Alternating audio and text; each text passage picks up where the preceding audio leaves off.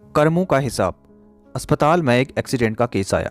अस्पताल के मालिक डॉक्टर ने तत्काल खुद जाकर आईसीयू में केस की जांच की। 2-3 घंटे के ऑपरेशन के बाद डॉक्टर बाहर आया और उसने अपने स्टाफ को कहा कि इस व्यक्ति को किसी भी प्रकार की कमी या तकलीफ न हो और उससे इलाज व दवा के पैसे न लेने के लिए भी कहा।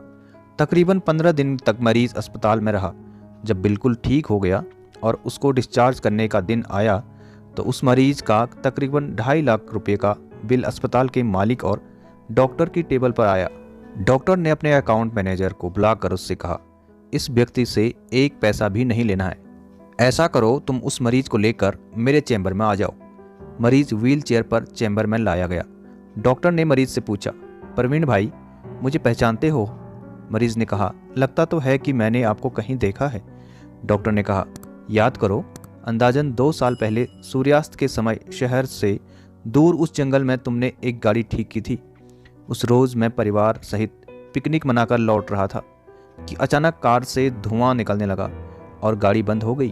कार एक तरफ खड़ी कर हम लोगों ने चालू करने की कोशिश की, परंतु कार चालू नहीं हुई।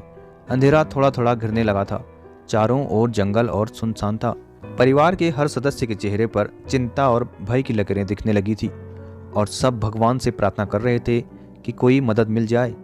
थोड़ी ही देर में चमत्कार हुआ। बाइक के ऊपर से तुम आते दिखाई पड़े। हम सब ने दया की नज़र से हाथ ऊंचा करके तुमको रुकने का इशारा किया। तुमने बाइक खड़ी करके हमारी परेशानी का कारण पूछा। तुमने कार का बोनट खोलकर चेक किया और कुछ ही क्षणों में कार चालू कर दी। हम सब के चेहरे पर खुशी की लहर दौड़ गई। हमको ऐसा लगा कि जैसे भगवान ने आपको हमारे पास भेजा है, क्योंकि उस सुनसान जंगल में रात गुजारने के ख्याल मात्र से ही हमारे रोंगटे खड़े हो रहे थे। तुमने मुझे बताया था कि तुम एक गैराज चलाते हो। मैंने तुम्हारा आभार जताते हुए कहा था कि रुपये पास होते हुए भी ऐसे मुश्किल समय में मदद नहीं मिलती। तुमने ऐसे कठिन समय में हमारी मदद की। इस मदद की कोई कीमत नहीं है, यह अमूल्य है, परंतु फिर भी मैं पूछना चाहता हूँ कि आपको कितने पैसे दूं? उस समय तुमने मेरे आगे हाथ जोड़कर जो शब्द कहे थे, वह शब्द मेरे जीवन की प्रेरणा बन गए हैं। तुमने कहा था कि मेरा नियम और सिद्धांत है कि मैं मुश्किल में पड़े व्यक्ति की मदद के बदले कभी कुछ नहीं लेता। मेरी इस मजदूरी का हिसाब भगवान रखते हैं। उसी दिन मैंने सोचा कि एक सामान्य आय का व्यक्ति इस प्रकार के उच्च विचार रख सकता है और उनका संकल्प पूर्वक पालन कर सकता है, तो मैं क्यों नहीं कर सकता। और मैंने भी अपने जीवन में यही संकल्प ले लिया है। 2 साल हो गए हैं, मुझे कभी कोई कमी नहीं पड़ी है। अपेक्षा पहले से भी ज्यादा मिल रहा है। यह अस्पताल मेरा है। तुम यहाँ मेरे मेहमान हो और तुम्हारे ही बताए हुए नियम के अनुसार मैं तुमसे कुछ भी नहीं ले सकता। ये तो भगवान की कृपा है कि उसने मुझे ऐसी प्रेरणा देने वाले व्यक्ति की सेवा करने का मौका दिया है।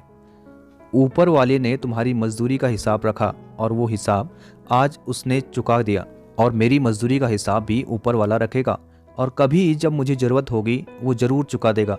डॉक्टर ने प्रवीण से कहा, तुम आराम से घर जाओ और कभी भी कोई तकलीफ हो तो बिना संकोच के मेरे पास आ सकते हो।